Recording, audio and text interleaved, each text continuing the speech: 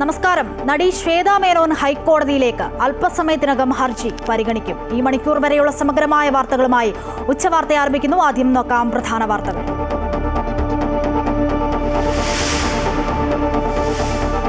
തനിക്കെതിരായ കേസിന്റെ എഫ്ഐആർ റദ്ദാക്കണമെന്നാവശ്യപ്പെട്ട് ശ്വേതാ മേനോൻ ഹൈക്കോടതിയിൽ ഉച്ചയ്ക്ക് 1:45 ഹർജി പരിഗണിക്കും. കേസിൽ വിശദ പരിശോധന നടത്തുമെന്ന് Kochi city police commissioner Putta Vimaladitya. അഭിനേതാക്കളെ കരിവാരിത്തേക്കുന്നവർക്കെതിരെ സിനിമാ നയത്തിൽ നടപടി ഉണ്ടാകണമെന്ന് നടൻ രവീന്ദ്രൻ.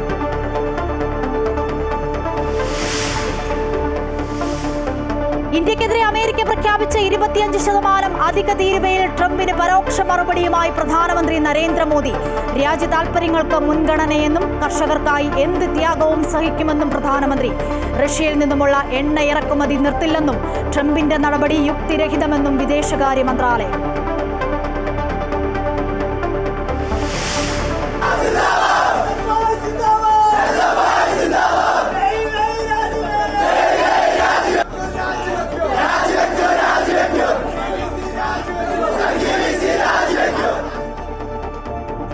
കേരള സാങ്കേതിക സർവകലാശാലയിലേക്കുള്ള SFI മാർച്ചിൽ സംഘർഷം. ബാരിക്കേഡ് മറികടന്നും മതിൽ ചാടിക്കടന്നും പ്രവർത്തകർ. പോലീസ് ജലപീരങ്കി പ്രയോഗിച്ചു. സ്ഥിരം VC നിയമനവും ഇയർ ബാഗ് ഒഴിവാക്കണമെന്നും ആവശ്യം.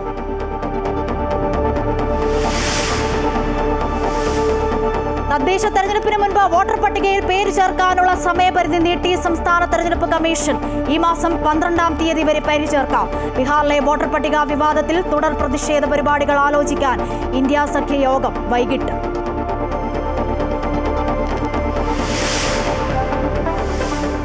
ഔദ്യോഗിക വസതിയിൽ നോട്ടുകെട്ടുകൾ കണ്ടെത്തിയ കേസിൽ ജസ്റ്റിസ് യശ്വന്ത് വർമ്മയുടെ ഹർജി തള്ളി സുപ്രീം കോടതി. തള്ളിയത് സുപ്രീം കോടതിയുടെ ആഭ്യന്തര സമിതിയുടെ റിപ്പോർട്ട് ചോദ്യം ചെയ്ത് നൽകിയ ഹർജി.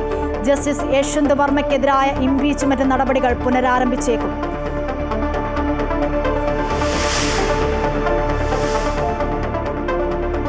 ഓൾ ഇന്ത്യ ഫുട്ബോൾ ഫെഡറേഷന്റെ നിർണായക ചർച്ച ഇന്ന്. സാലറി കട്ട് ഉൾപ്പെടെ വിവിധ വിഷയങ്ങൾ ചർച്ച ചെയ്യാൻ കേരള ബ്ലാസ്റ്റേഴ്സ് ഉൾപ്പെടെയുള്ള ക്ലബ്ബുകളുമായി ഇന്ന് കൂടിക്കാഴ്ച.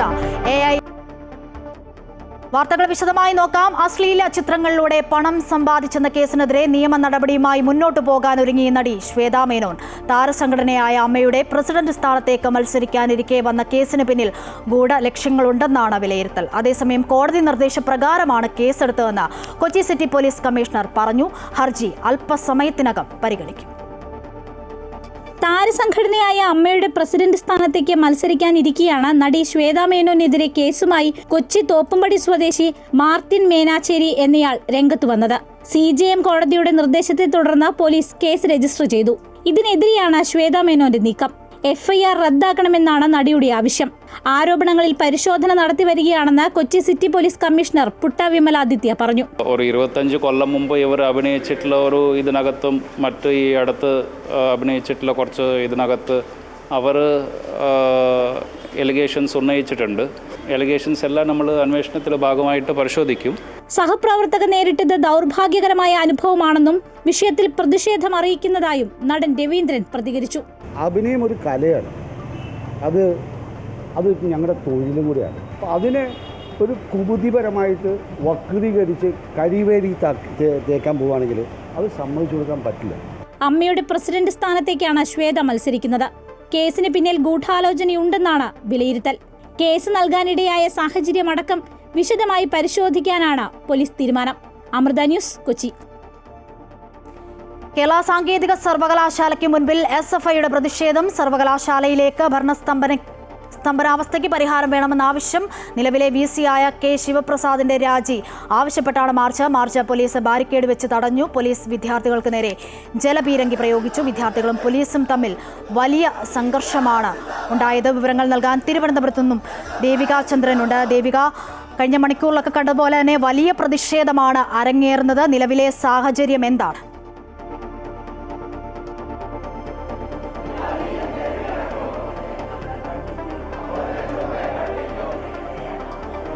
ഇപ്പോഴും ഈ സംഘർഷാവസ്ഥ തുടരുന്ന ഒരു സാഹചര്യം തന്നെയാണ് കേരള സാങ്കേതിക സർവകലാശാലയിലുള്ളത്.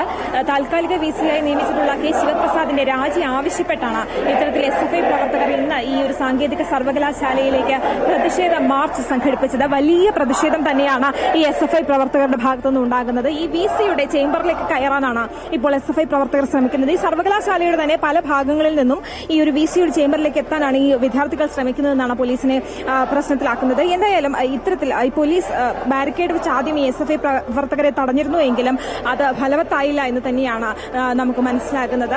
വളരെ ശക്തമായിട്ടുള്ള ഈ പ്രതിഷേധത്തെ ചെറുക്കാനോ തടയാനോ പോലീസിന് ആയിട്ടില്ല. പോലീസ് സേനയുടെ ഭാഗത്തു നിന്നും അത്തരത്തിലൊരു വലിയ ഒരു പ്രതിരോധം ഉണ്ടായിരുന്നെങ്കിലും SFI പ്രവർത്തകർ ഈ സർവകലാശാല കോമ്പൗണ്ടിനുള്ളിലേക്ക് കടക്കുന്നൊരു സാഹചര്യമാണുള്ളത്. പോലീസും ഈ SFI പ്രവർത്തകരും തമ്മിൽ വലിയ സംഘർഷാവസ്ഥയാണ് ഇവിടെ നിലനിന്നിരുന്നത്. ഇപ്പോൾ ഈ പ്രവർത്തകർ ഈ വിസിയുടെ ഓഫീസിലേക്ക് കയറുന്നതിന് താഴെയുള്ള പടിക്കെട്ടിന് താഴെ ഇരുന്ന് മുദ്രാവാക്യം വിളിക്കുന്നൊരു കാഴ്ചയാണ് നമുക്ക് കാണാൻ സാധിക്കുന്നത്. ഈ ഒരു സർവകലാശാലയുടെ തന്നെ മറ്റൊരു വശത്തു കൂടി കുറച്ച് പ്രവർത്തകർ ഈ സർവകലാശാലയ്ക്കുള്ളിലേക്ക് കടന്നിട്ടുണ്ട്. ഈ മതിൽ ചാടിയും ഈ ബാരിക്കേഡ് മറികടന്നുമൊക്കെ ഈ വിദ്യാർത്ഥികൾ ഈ ഒരു സർവകലാശാലയ്ക്കുള്ളിലേക്ക് പ്രവേശിക്കുകയായിരുന്നു. എന്തായാലും ഈ വിസി താൽക്കാലിക വിസി കെ ശിവപ്രസാദിന്റെ രാജി തന്നെയാണ് ഇവർ പ്രധാനമായും ആവശ്യമായി ഉന്നയിക്കുന്നത്. സ്ഥിരമായിട്ടൊരു വിസിയെ നിയമിക്കണം. ഈ ഒരു സർവകലാശാലയിൽ ശക്തമായിട്ടുള്ള ഭരണ പ്രതിസന്ധിയാണുള്ളത്. ആ ഒരു ഭരണ പ്രതിസന്ധിക്ക് കൃത്യമായിട്ടുള്ളൊരു വിരാമം വേണമെന്ന് തന്നെയാണ് അവർ പറയുന്നത്. ഈ ഒരു പ്രതിസന്ധി തുടർന്നു പോയാൽ വിദ്യാർത്ഥികളുടെ ജീവിതത്തിനെ അത് വല്ലാതെ ബാധിക്കും. ഇപ്പോൾ നിലവിൽ ഇവിടെ ബജറ്റ് പോലും പാസ്സാക്കാത്ത ഒരു സ്ഥിതിവിശേഷമാണുള്ളത്. ഈ കൃത്യമായിട്ടുള്ള ഇത്തരത്തിലുള്ള പെൻഷൻ അടക്കമുള്ള കാര്യങ്ങൾ ആനുകൂല്യങ്ങൾ ശരിയാകാത്ത സാഹചര്യത്തിൽ ഈ ഒരു സമരപരിപാടിയുമായി മുന്നോട്ട് പോകാൻ തന്നെയാണ് വിദ്യാർത്ഥികളുടെ തീരുമാനം. അശ്വതി. ശരി, കേരള സാങ്കേതിക സർവകലാശാലയ്ക്ക് മുൻപിൽ SFIയുടെ വലിയ പ്രതിഷേധമാണ് കാണുന്നത്. സർവകലാശാലയിലെ ഭരണസ്തംഭനാവസ്ഥയ്ക്ക് പരിഹാരം വേണമെന്നതാണ് പ്രധാന ആവശ്യം. വിവരങ്ങളാണ് തിരുവനന്തപുരത്തു നിന്നും ദേവിക ചന്ദ്രൻ നൽകിയത്. മറ്റു വാർത്തയിലേക്ക്, ഇംപീച്ച്മെന്റ് നടപടിയെ ചെറുക്കാനുള്ള യശ്വന്ത് വർമ്മയുടെ നീക്കത്തിന് തിരിച്ചടി. വീട്ടിൽ നിന്നും നോട്ടുകെട്ടുകൾ കണ്ടെത്തിയ സംഭവത്തിൽ ജസ്റ്റിസ് യശ്വന്ത് വർമ്മയുടെ ഹർജി സുപ്രീം കോടതി തള്ളി. ആഭ്യന്തര അന്വേഷണ സമിതി റിപ്പോർട്ട് ചോദ്യം ചെയ്ത് നൽകിയ ഹർജിയാണ് ജസ്റ്റിസുമാരായ ദീപാങ്കർ ദത്ത, അഗസ്റ്റിൻ ജോർജ് മസീഹ് എന്നിവരടങ്ങിയ ബെഞ്ച് തള്ളി. മാർച്ച് 14-ന് ജസ്റ്റിസ് യശ്വന്ത് വർമ്മയുടെ ഡൽഹിയിലെ ഔദ്യോഗിക വസതിയിൽ തീപിടുത്തമുണ്ടായപ്പോൾ അഗ്നിരക്ഷാ സേനയാണ് കോടിക്കണക്കിന് രൂപയുടെ നോട്ടുകെട്ടുകൾ കണ്ടെത്തിയത്. സംഭവത്തെ തുടർന്ന് അന്നത്തെ ചീഫ് ജസ്റ്റിസ് സഞ്ജീവ് ഖന്ന ആഭ്യന്തര അന്വേഷണത്തിന് ഉത്തരവിടുകയും വർമ്മയെ സ്ഥാനത്തുനിന്ന് നീക്കം ചെയ്യാൻ ശുപാർശ ചെയ്യുകയും ചെയ്തിരുന്നു. സമിതി റിപ്പോർട്ട് നൽകിയതിനു ശേഷം രാജിവെക്കാൻ ജസ്റ്റിസ് വർമ്മ തയ്യാറാകാതിരുന്നതിനാൽ തുടർ നടപടികൾക്കായി ചീഫ് ജസ്റ്റിസ് റിപ്പോർട്ട് രാഷ്ട്രപതിക്കും പ്രധാനമന്ത്രിക്കും കൈമാറുകയായിരുന്നു. ഇതിനെതിരെയാണ് വർമ്മ സുപ്രീം കോടതിയിൽ ഹർജി നൽകിയത്. ഭരണഘടനയും നടപടിക്രമങ്ങളും മറികടന്നാണ് ആഭ്യന്തര അന്വേഷണ സമിതിയുടെയും ചീഫ് ജസ്റ്റിസിന്റെയും നടപടിയെന്നായിരുന്നു യശ്വന്ത് വർമ്മയുടെ വാദം. നിയമപരമായ അനുമതിയില്ലാതെയായിരുന്നു സുപ്രീം കോടതിയുടെ ആഭ്യന്തര അന്വേഷണമെന്നും ഭരണഘടനാ പദവിയിൽ നിന്ന് നീക്കാൻ രാഷ്ട്രപതിയോട് ചീഫ് ജസ്റ്റിസിന് ശുപാർശ ചെയ്യാനാകില്ല എന്നുമായിരുന്നു യശ്വന്ത് വർമ്മ ചൂണ്ടിക്കാട്ടിയത്. കഴിഞ്ഞയാഴ്ച രാജ്യസഭ ലോക്സഭ എംപിമാർ ജസ്റ്റിസ് വർമ്മയെ ഇംപീച്ച് ചെയ്യാനുള്ള നോട്ടീസും നൽകിയിരുന്നു. ഇംപീച്ച്മെന്റ് നടപടികൾ ഈ സമ്മേളന കാലയളവിൽ ഉണ്ടാകാനുള്ള സാധ്യത കുറവാണെങ്കിലും പാർലമെന്റിൽ ഇത് പരിഗണിക്കുന്ന തടസ്സങ്ങൾ കോടതി ഉത്തരവിലൂടെ ഇല്ലാതായിരിക്കുകയാണ്. News desk, Amrita TV. ഇന്ത്യക്കെതിരെ അമേരിക്ക പ്രഖ്യാപിച്ച അധിക തീരുവയിൽ ട്രംപിന് പരോക്ഷ മറുപടി നൽകി പ്രധാനമന്ത്രി നരേന്ദ്രമോദി. രാജ്യ താൽപര്യങ്ങൾക്കാണ് മുൻഗണനയെന്നും കർഷകർക്കായി എന്ത് ത്യാഗവും സഹിക്കുമെന്നും മോദി പറഞ്ഞു. MS Swaminathan signatory international conference ഉദ്ഘാടനം ചെയ്ത് സംസാരിക്കുകയായിരുന്നു അദ്ദേഹം. हमारे लिए अपने किसानों का हित सर्वोच्च प्राथमिकता है.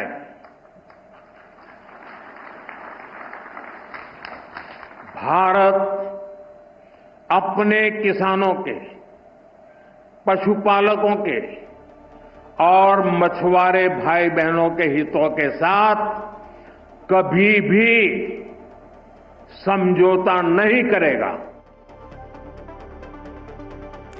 50% തീരുവ ചുമത്താനുള്ള US പ്രസിഡന്റ് ഡൊണാൾഡ് ട്രംപിന്റെ തീരുമാനത്തിൽ കടുത്ത അതൃപ്തിയുമായി ഇന്ത്യ. നടപടി യുക്തിരഹിതവും അന്യായവുമെന്ന് വിദേശകാര്യ മന്ത്രാലയം പ്രതികരിച്ചു. സ്ഥിതിഗതികൾ വിലയിരുത്താൻ മുതിർന്ന ക്യാബിനറ്റ് അംഗങ്ങളുമായി ഇന്ന് ചർച്ച നടത്തും. അതേസമയം റഷ്യയിൽ നിന്നുമുള്ള എണ്ണ ഇറക്കുമതി ഇന്ത്യ നിർത്തില്ല. യുഎസിന്റെ അധിക തീരുവയിൽ അതിരൂക്ഷ വിമർശനമാണ് ഇന്ത്യ നടത്തിയത്. അനീതിയെന്നും അന്യായമെന്നും രാജ്യതാൽപര്യങ്ങൾ സംരക്ഷിക്കാൻ ആവശ്യമായ എല്ലാ നടപടികൾ സ്വീകരിക്കുമെന്നും ഇന്ത്യ വ്യക്തമാക്കി. മറ്റു പല രാജ്യങ്ങളും സ്വയം ദേശീയ താൽപര്യം മുൻനിർത്തി ചെയ്യുന്ന അതേ നടപടികളുടെ പേരിൽ ഇന്ത്യക്ക് മേൽ അധിക തീരുവ ചുമത്തിയ യുഎസ് നടപടി അത്യന്തം ദൗർഭാഗ്യകരമാണെന്ന് വിദേശകാര്യ മന്ത്രാലയം പ്രസ്താവനയിൽ ചൂണ്ടിക്കാട്ടുന്നു.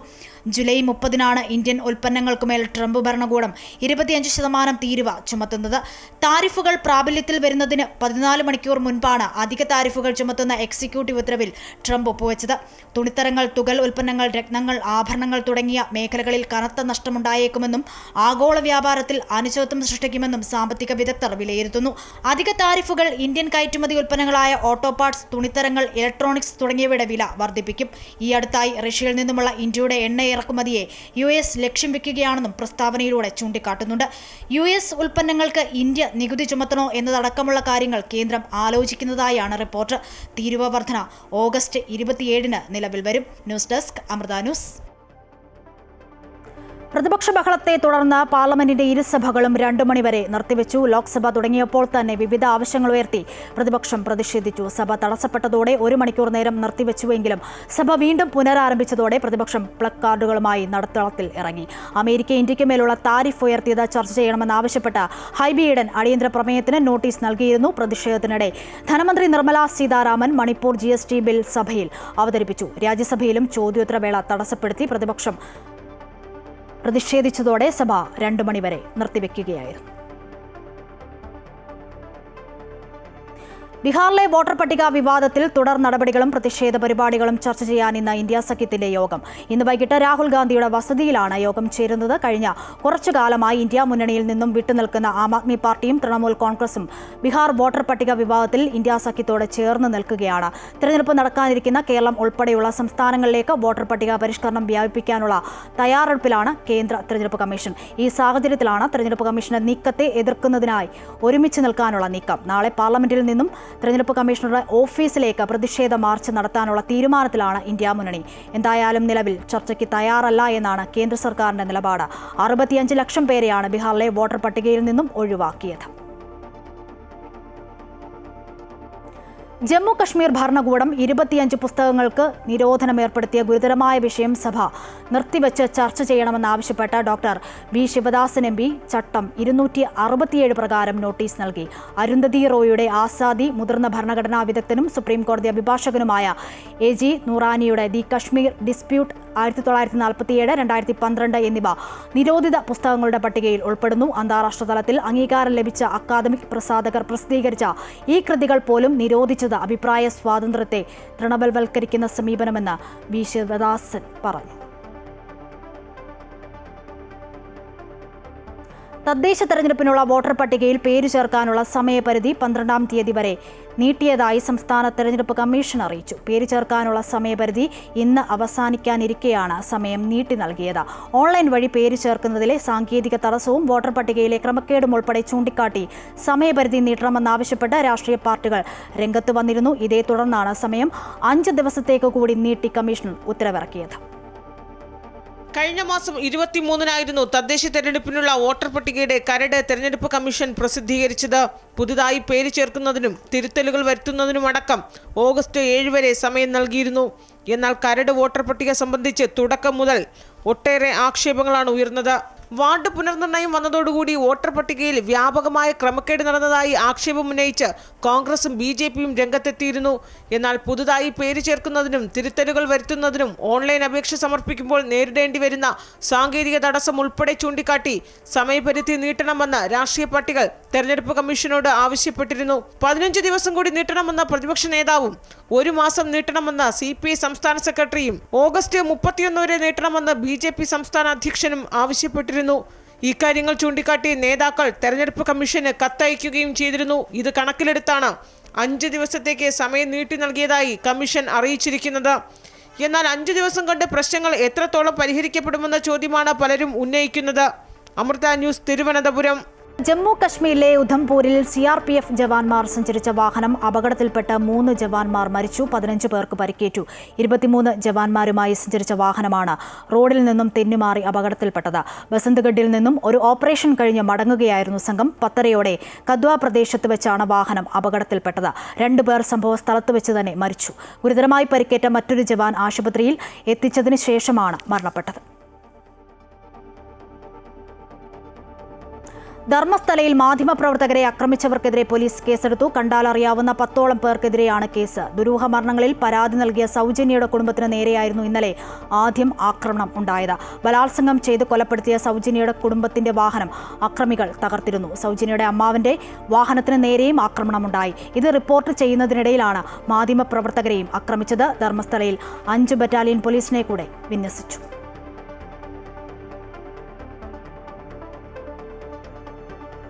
ഉത്തരാഖണ്ഡ് ദുരന്തത്തിൽ കാണാതായവർക്ക് വേണ്ടിയുള്ള തിരച്ചിൽ തുടരുന്നു. മലയാളികളായി 28 പേർ സ്ഥലത്ത് കുടുങ്ങിയിട്ടുണ്ട്. ഇവരെ ഇന്ന് തന്നെ എയർലിഫ്റ്റ് ചെയ്യാനാണ് ശ്രമം. കാലാവസ്ഥ മോശമായതും ദുരന്തബാധിത പ്രദേശത്തേക്ക് എത്തിപ്പെടുന്നതിലെ ബുദ്ധിമുട്ടും രക്ഷാപ്രവർത്തനത്തിന് വലിയ വെല്ലുവിളികളാണ് സൃഷ്ടിക്കുന്നത്. മണ്ണിനടിയിൽ കുടുങ്ങിയവരെ കണ്ടെത്താൻ കെടാവർ നായ്ക്കളെ എത്തിക്കാനാണ് നീക്കം. 60-ലധികം പേർ അവശിഷ്ടങ്ങൾക്കിടയിൽ കുടുങ്ങിയതായാണ് നിഗമനം. ഇവരെ എയർലിഫ്റ്റ് ചെയ്യാനുള്ള ശ്രമം നടത്തും. ഉത്തരകാശിയിൽ നിന്നും ഗംഗോത്രിയിലേക്കുള്ള ദേശീയപാത പലയിടത്തും തകർന്ന അവസ്ഥയിലാണ്. ദരാലിയിലേക്കുള്ള റോഡ് ഗതാഗത യോഗ്യമാക്കാൻ ബോർഡർ റോഡ് ഓർഗനൈസേഷൻ ഉൾപ്പെടെ കഠിന ശ്രമത്തിലാണ്. ഉത്തരകാശിയിലെ 12 ഗ്രാമങ്ങളാണ് ഒറ്റപ്പെട്ടത്. റോഡുകൾ പ്രളയത്തിൽ താറുമാറായതോടെ അതുവഴിയുള്ള രക്ഷാപ്രവർത്തനം അനിശ്ചിതത്വത്തിലാണ്. കരസേന, Indo Tibetan border police, border road organisation, സംസ്ഥാന പോലീസ്, ജനറൽ റിസർവ് എഞ്ചിനീയറിംഗ് ഫോഴ്സ് തുടങ്ങിയവർ രക്ഷാപ്രവർത്തനത്തിനുണ്ട്. തെരച്ചിൽ നടത്തുന്നതിന് ഇവിടേക്ക് കൂടുതൽ യന്ത്രസാമഗ്രികൾ കൊണ്ടുവരികയും വേണം. ഗ്രാമത്തിൽ നിന്നും നിരവധി പേരെ സുരക്ഷിത ഇടങ്ങളിലേക്ക് മാറ്റിയിട്ടുണ്ട്. ഹർഷൽ ആർമി ക്യാമ്പിലും വലിയ നാശനഷ്ടങ്ങളാണ് റിപ്പോർട്ട് ചെയ്തിട്ടുള്ളത്. പ്രളയത്തിൽ 9 സൈനികരെ കാണാതായിരുന്നു. ഇവർക്കായുള്ള തെരച്ചിൽ തുടരുകയാണ്. ദുരന്ത സ്ഥലത്തെ മൊബൈൽ ഇന്റർനെറ്റ് സേവനങ്ങൾ പൂർണ്ണമായും താറുമാറായി. ഉത്തരകാശിയിലെ ദരാലി ഗ്രാമത്തിൽ നിന്നും 190 പേരെ രക്ഷപ്പെടുത്തിയതായി ഉത്തരാഖണ്ഡ് മുഖ്യമന്ത്രി പുഷ്കർ സിംഗ് ധാമി കഴിഞ്ഞ ദിവസം വ്യക്തമാക്കിയിരുന്നു. ഗംഗോത്രി ഡാമിൽ കുടുങ്ങിക്കിടക്കുന്ന തീർത്ഥാടകരെ നെലോങ് വാലി വഴി മാറ്റാൻ പദ്ധതികൾ തയ്യാറാക്കി വരികയാണെന്നും മുഖ്യമന്ത്രി പറഞ്ഞു. മുഖ്യമന്ത്രി പുഷ്കർ സിംഗ് ധാമി ദരാലിയിൽ തുടരുകയാണ്. News desk Amrita news. പുനർഗേഹം പദ്ധതി വഴി സംസ്ഥാന സർക്കാർ തലസ്ഥാനത്ത് നിർമ്മിച്ച പ്രത്യാശ ഫ്ളാറ്റ് സമുച്ചയം ഇന്ന് മുഖ്യമന്ത്രി ഉദ്ഘാടനം ചെയ്യും. 400 ഫ്ളാറ്റുകളിൽ പണി പൂർത്തിയായ 332 എണ്ണത്തിന്റെ താക്കോൽദാനമാണ് നിർവഹിക്കുന്നത്. പദ്ധതിയിൽ ആദ്യമായാണ് ഇത്രയേറെ വീടുകൾ ഒന്നിച്ച് കൈമാറുന്നത്. മഴ അകലെ എത്തുമ്പോഴേ തീരദേശ ജനതയുടെ നെഞ്ചിൽ ഭീതിയുടെ മുഴക്കമാണ്. പ്രായമായ അച്ഛനമ്മമാരെയും കുഞ്ഞുങ്ങളെയും കൊണ്ട് ഏതു നിമിഷവും കടലെടുക്കുന്ന വീടുകളിൽ രാവും പകലും ഭയന്നു കഴിയേണ്ട അവസ്ഥ. ഭീതി നിഴലിച്ച മനസ്സുകളിലേക്കാണ് പ്രത്യാശയുടെ ഭവനം എത്തുന്നത്. 552 സ്ക്വയർ ഫീറ്റിൽ നിർമ്മിച്ച 2 മുറികളും അടുക്കളയും ഒരു ശുചിമുറിയും ഉൾപ്പെടുന്ന പ്രത്യാശയുടെ ഭവനം 332 വീടുകളുടെ താക്കോൽ കൊടുക്കും. ഒരു 2-3 മാസത്തിനുള്ളിൽ 68 ഫ്ളാറ്റുകൾ ഉൾപ്പെടെ മൊത്തം 400 ഫ്ളാറ്റ്, എല്ലാ സൗകര്യങ്ങളും കൂടിയുള്ള ഫ്ളാറ്റാണ്. ഒരു 2 സെന്റ് സ്ഥലത്ത് എങ്കിലും ഒരു വീട് നിൽക്കുമ്പോൾ ഏകദേശം ഒരു 20 ലക്ഷം രൂപ വില വരും. ഒരു 20 ലക്ഷം രൂപയുടെ ചെലവുണ്ട്. 40 ലക്ഷം രൂപ ഒരു ഫ്ളാറ്റിന് വരുന്നു. അപ്പോൾ 400 ഫ്ളാറ്റ് ഇന്ത്യയിൽ ആദ്യമായിട്ടായിരിക്കും ഒരു ഗവൺമെന്റ് നിർമ്മിക്കുന്ന മത്സ്യത്തൊഴിലാളികൾ ഭവന പദ്ധതി. 400 ഫ്ളാറ്റുകളിൽ പണി പൂർത്തിയായ 332 എണ്ണത്തിന്റെ താക്കോൽദാനമാണ് നിർവഹിക്കുന്നത്. 2ാം ഘട്ടത്തിൽ 68 ഫ്ളാറ്റുകളുടെ പണി പൂർത്തിയാക്കും. പുനർഗേഹം തീരദേശ പുനരധിവാസ പദ്ധതിയിൽ മുട്ടത്തറ വില്ലേജിൽ 2023-ലാണ് ഭവന സമുച്ചയത്തിന്റെ നിർമ്മാണം ആരംഭിച്ചത്. ഒരു ഫ്ളാറ്റിന് 20 ലക്ഷം രൂപയാണ് ചെലവ്. അമൃത ന്യൂസ്, തിരുവനന്തപുരം. ഇടുക്കി മറയൂർ മേഖലയിൽ ചക്കക്കൊമ്പൻ എന്ന കാട്ടാനയുടെ ആക്രമണം. മറയൂർ പെട്രോൾ പമ്പ് ജംഗ്ഷനിൽ ബാബു നഗർ ഗ്രാമത്തിൽ കാട്ടാന ജീപ്പ് തകർത്തു. രാത്രി മുഴുവൻ ഗ്രാമത്തിന് സമീപം ചക്കക്കൊമ്പൻ നിലയുറപ്പിച്ചതോടെ പ്രദേശവാസികൾ ഭീതിയിലാണ്. ഗ്രാമത്തിനുള്ളിൽ നിന്നും കാട്ടാനയെ മറയൂരിലെ RRT സംഘവും വനം വകുപ്പും ജീവനക്കാരും ചേർന്നാണ് പുറത്തേക്ക് തുരത്തിയത്. കഴിഞ്ഞ 2 മാസമായി പ്രദേശത്ത് രാത്രികാലങ്ങളിൽ കാട്ടാന ഭീതി പരത്തുകയാണ്. ചിന്നാർ വന്യജീവി സങ്കേതത്തിൽ നിന്നുമാണ് ചക്കക്കൊമ്പൻ ജനവാസ മേഖലയിലേക്ക് എത്തുന്നത്.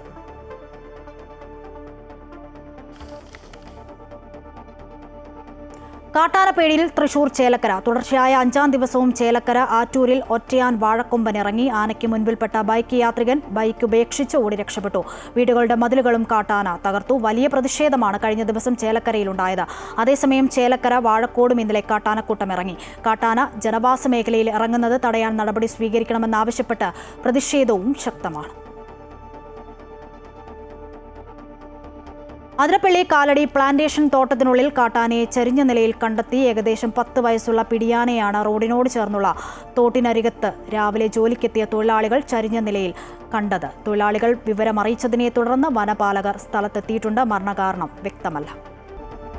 വാർത്തകൾ തുടരുന്നു. എറണാകുളം ആലുവയിലെ കടയിൽ വെളിച്ചെണ്ണ മോഷണം. 30 കുപ്പി വെളിച്ചെണ്ണയാണ് മോഷ്ടാവ് തോട്ടുമുഖം പാലത്തിന് സമീപത്തെ കടയിൽ നിന്നും ചാക്കിലാക്കി കടന്നു കളഞ്ഞത്. മോഷണത്തിന്റെ CCTV ദൃശ്യങ്ങൾ ലഭിച്ചു. ആദ്യം കടയുടെ പിൻഭാഗത്തെ തറ തുറന്ന് കടയിൽ കയറാൻ ശ്രമിച്ചുവെങ്കിലും പരാജയപ്പെട്ടു. അതോടെ കടയുടെ പൂട്ട് തകർത്ത് അകത്ത് കയറുകയായിരുന്നു. 4 കുപ്പി വെളിച്ചെണ്ണ കടയിൽ ബാക്കി വെച്ചിട്ടുണ്ട്. വെളിച്ചെണ്ണയെ കൂടാതെ 10 പാക്കറ്റ് പാലും 1 പെട്ടി ആപ്പിളും മോഷണം പോയിട്ടുണ്ട്. കടയിലെ CCTVയുടെ കേബിൾ മുറിച്ചുമാറ്റിയാണ് മോഷ്ടാവ് കടന്നു കളഞ്ഞത്. പിന്നെ എൻ്റെ കയ്യിൽ നിന്ന് കൊണ്ടുപോയിരിക്കുന്നത് മെയിനായിട്ട് വെളിച്ചെണ്ണയാണ്. വെളിച്ചെണ്ണ എന്ന് പറഞ്ഞു കഴിഞ്ഞാൽ എല്ലാ ആഴ്ചയിലും ഞങ്ങൾ എടുത്തു വെക്കുന്നതാണ്. വെളിച്ചെണ്ണ വില കൂടി ഞങ്ങൾ തന്നെയായിരിക്കണം വന്ന് കൊണ്ടുപോയിരിക്കുന്നത്. കാരണം ഒരു 10-30 കുപ്പികൾ മുകളിൽ പോയിട്ടുണ്ട്. നമുക്കൊരു 3-4 കുപ്പിയാണ് കിട്ടിയുള്ളൂ ബാലൻസ്. ബാക്കിയെല്ലാം ഇതുപോലെ തന്നെ എടുത്ത് വെക്കാറുണ്ട്. 4 കുപ്പികൾ നമുക്കൊരു ബാലൻസ് കിട്ടും. ബാക്കി അത് ചാക്കിലാക്കിയാണ് കൊണ്ടുപോകാൻ പറ്റാണ്ട് ഉപേക്ഷിച്ച് പോയതാണ്. ബാക്കി 10-30 കുപ്പിയുടെ മുകളിൽ ഞാൻ കൊണ്ടുപോയിട്ടുണ്ട്. കാരണം വെളിച്ചെണ്ണ വെളിച്ചെണ്ണ ഏറ്റവും കൂടുതൽ പോയേക്കുന്നത്. പിന്നെ പാല് ഒരു 10 പാക്കറ്റോളം പാല് പോയിട്ടുണ്ട്. മെയിനായിട്ട് വെളിച്ചെണ്ണ പോയേക്കണം. പിന്നെ വെളിച്ചെണ്ണ ഇപ്പോൾ 540 രൂപയോളം വില റീറ്റെയിൽ വില തന്നെയുണ്ട്. ഒരു 10-30 ലിറ്ററോളം ആയി കഴിയുമ്പോൾ നമുക്ക് 2% കാശായിട്ടുണ്ടായിരുന്നു.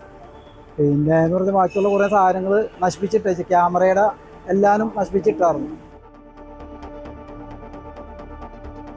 തൃശൂരിൽ കോടാലി ഗവൺമെന്റ് LP സ്കൂളിലെ കെട്ടിടത്തിന്റെ സീലിംഗ് അടർന്നു വീണ സംഭവത്തിൽ പ്രതികരണവുമായി മന്ത്രി V. ശിവൻകുട്ടി. സ്കൂൾ കെട്ടിടങ്ങളുടെ സുരക്ഷ സംബന്ധിച്ച് മുഖ്യമന്ത്രി ഉന്നതതല യോഗം വിളിച്ചിരുന്നു. അറ്റകുറ്റപ്പണി ചെയ്യേണ്ട കെട്ടിടങ്ങളുടെയും പൊളിച്ചു മാറ്റേണ്ട കെട്ടിടങ്ങളുടെയും ലിസ്റ്റ് തയ്യാറാക്കും. ഉടൻ വേണ്ട നടപടികൾ സ്വീകരിക്കുമെന്നും മന്ത്രി വ്യക്തമാക്കി. പരിഹാരം കാണുന്നതിന് വേണ്ടി കഴിഞ്ഞ ദിവസം ബഹുമാനപ്പെട്ട മുഖ്യമന്ത്രി തന്നെ വിദ്യാഭ്യാസ വകുപ്പിൻ്റെ ആരോഗ്യ വകുപ്പിൻ്റെ യോഗം വിളിച്ചു ചേർത്തിരുന്നു. സംസ്ഥാനത്തെ എല്ലാ പ്രധാനപ്പെട്ട ഉദ്യോഗസ്ഥന്മാരും പങ്കെടുത്തിരുന്നു. തരംതിരിച്ച് അതിനെ സംബന്ധിച്ചിടത്തോളം ലിസ്റ്റ് എടുക്കാൻ വേണ്ടി തീരുമാനിച്ചിട്ടുണ്ട്.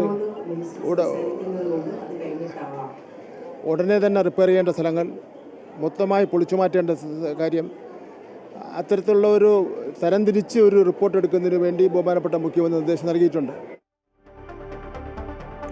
ജൈനമ്മ തിരോധാന കേസിൽ അറസ്റ്റിലായ സെബാസ്റ്റ്യന്റെ കസ്റ്റഡി കാലാവധി ഇന്ന് അവസാനിക്കും. അതേസമയം 7 ദിവസത്തേക്ക് കൂടി സെബാസ്റ്റ്യനെ കസ്റ്റഡിയിൽ ആവശ്യപ്പെടാനാണ് അന്വേഷണ സംഘത്തിന്റെ തീരുമാനം.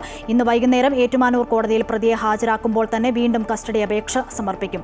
സെബാസ്റ്റ്യന്റെ ചേർത്തല പള്ളിപ്പുറത്തെ വീടിന് സമീപത്തു നിന്നും കണ്ടെത്തിയ മൃതദേഹ അവശിഷ്ടങ്ങളുടെ DNA പരിശോധനാ ഫലം ഇന്ന് ലഭിച്ചേക്കും. മൃതദേഹ അവശിഷ്ടങ്ങൾ ജൈനമ്മയുടേത് തന്നെയാകുമെന്ന നിഗമനത്തിലാണ് അന്വേഷണ സംഘം മുന്നോട്ട് നീങ്ങുന്നത്. കോട്ടയം ക്രൈംബ്രാഞ്ചിന്റെ കസ്റ്റഡിയിലുള്ള സെബാസ്റ്റ്യനെ ഇപ്പോഴും ചോദ്യം ചെയ്തു വരികയാണ്. ചോദ്യം ചെയ്യലിനോട് പൂർണ്ണമായും സഹകരിക്കാത്ത സെബാസ്റ്റ്യൻ പരസ്പര വിരുദ്ധമായ മൊഴികളാണ് നൽകുന്നത്. വേടനെതിരായ കേസിൽ അന്വേഷണം നടക്കുന്നുവെന്ന് കൊച്ചി പോലീസ് കമ്മീഷണർ പുട്ട വിമലാദിത്യ. വേടൻ എവിടെയെന്ന് പോലീസ് അന്വേഷിക്കുന്നുവെന്നും ഒളിവിലാണോ എന്ന ചോദ്യത്തിന് ഇപ്പോൾ ഒന്നും പറയാനില്ല എന്നും കമ്മീഷണർ പറഞ്ഞു. എല്ലാ കാര്യങ്ങളും നോക്കി നടപടിയെടുക്കുമെന്നും വേടന്റെ മുൻകൂർ ജാമ്യാപേക്ഷ കോടതിയുടെ പരിഗണനയിലാണെന്നും കൊച്ചി പോലീസ് കമ്മീഷണർ പറഞ്ഞു. അതേസമയം റാപ്പർ വേടന്റെ സംഗീത പരിപാടി മാറ്റിവെച്ചു. കൊച്ചി ബോൾഗാട്ടി പാലസിലെ ഓളം ലൈവ് എന്ന പരിപാടിയാണ് മാറ്റിവെച്ചത്. മറ്റൊരു ദിവസം പരിപാടി നടത്തുമെന്ന് സംഘാടകർ അറിയിച്ചു. പ്രസന്റ് ലൊക്കേഷൻ നമ്മൾ നോക്കിക്കൊണ്ടിരിക്കുകയാണ്. ഈ വിഷയത്തിൽ ഒരു ആൻറ്റിസിപ്പേറ്ററി ബെയിൽ നിലവിൽ ഹൈക്കോടതിയുടെ മുമ്പ് പെൻഡിങ് ആണ്. അപ്പോൾ നമ്മൾ അതിൻ്റെ എല്ലാ കാര്യങ്ങൾ നോക്കിയിട്ട് നമ്മൾ ആവശ്യമുള്ള നടപടി എടുക്കും. അത് വരുന്ന സമയം വരെ നമ്മൾ ഈ കേസിലെ അന്വേഷണത്തിലെ ഭാഗമായിട്ട് എല്ലാ കാര്യങ്ങളും നമ്മൾ ചെയ്യുന്നുണ്ട്. കുറേ സാക്ഷികൾ കണ്ട് ചോദിക്കുക, മറ്റു വിവരങ്ങൾ എടുക്കുക എന്നതാണ് നമ്മൾ ഇപ്പോൾ ചെയ്തു വരുന്നത്. കഴിഞ്ഞ ദിവസം അന്തരിച്ച പ്രശസ്ത പ്രഭാഷകനും അധ്യാപകനുമായിരുന്ന സാനുമാഷിന്റെ ഭൗതിക അവശിഷ്ടങ്ങൾ നിമജ്ജനം ചെയ്തു. ആലവ പെരിയാറിൽ സാനുമാഷിന്റെ മൂത്തമകൻ രഞ്ജിത്താണ് നിമജ്ജന കർമ്മം നടത്തിയത്. അദ്വൈതാശ്രമ കടവിൽ നടന്ന ചടങ്ങുകൾക്ക് ആശ്രമത്തിലെ മേൽശാന്തി ജയന്തൻ സ്വാമി നേതൃത്വം നൽകി. മക്കളായ ഹാരിസ്, രേഖ, ഗീത, സീത എന്നിവരും അടുത്ത ബന്ധുക്കളും ചടങ്ങിൽ പങ്കെടുത്തു.